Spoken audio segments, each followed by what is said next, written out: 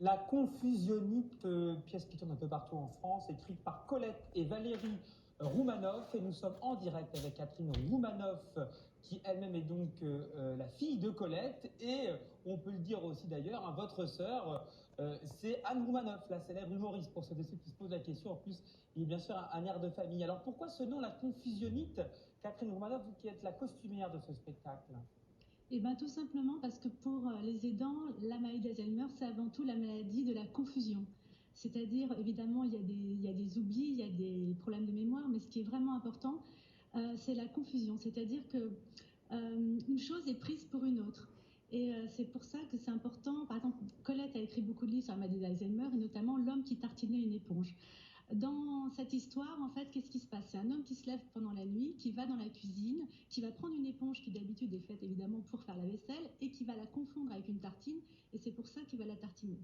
Et si sa femme arrive à ce moment-là et dit mais qu'est-ce que tu fais? C'est terrible, t'es complètement fou, qu'est-ce que je vais devenir moi avec un mari pareil, et mon avenir est foutu, et elle se sent très mal, et le malade va se sentir évidemment désavoué, humilié et très mal. Et là, l'idée, en fait, c'est vraiment de comprendre ce qui se passe. Il a fait une confusion entre une éponge et une tartine. Ça veut dire quoi? Ça veut dire que tout simplement, il a faim. Il s'est levé parce qu'il avait faim, il a été dans la cuisine et il a vu ce qui ressemblait le plus à un morceau de pain.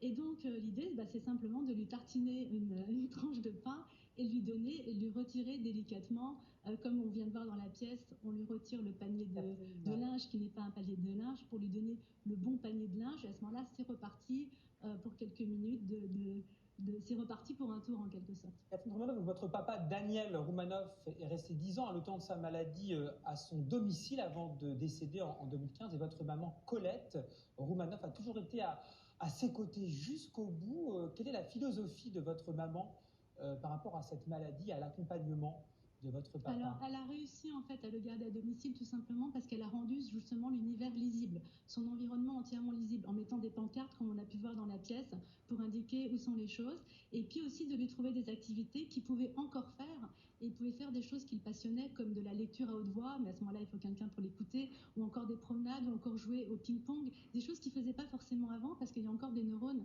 qui fonctionnent, et l'idée c'est vraiment d'utiliser ce qui fonctionne encore. Sa philosophie, c'est vraiment l'idée de la relation.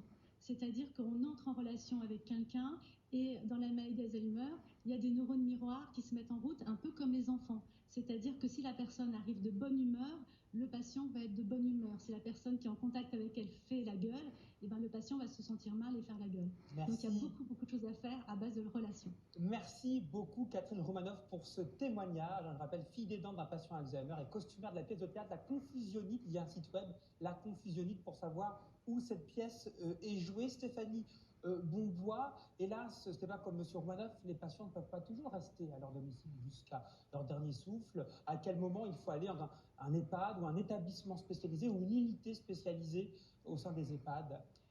C'est vrai que dans le cadre du soin des patients